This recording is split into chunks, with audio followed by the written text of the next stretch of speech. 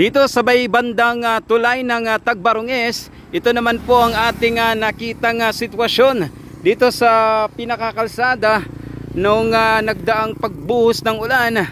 At kita nyo po talagang bumigay itong bahagi na ito at nagkaroon ng malaking bitak na lupa, dahilan para bumagsak itong mga tawag dito barriers.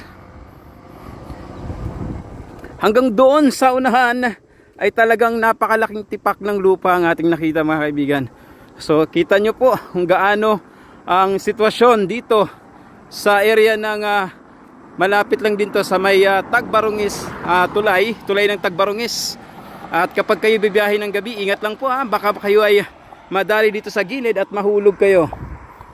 So ito po ang ating naabutang sitwasyon at maayos naman ang tulay. Ngunit itong bahagi lang ay may nasira lang talaga. So kinakailangan na masaayos ito sa lalong madaling panahon. At grabe din ang talagang iniwang pinsala ng sunod-sunod na pagbuhos ng ulan at matinding pagbaha dito sa bayan natin dito sa Palawan.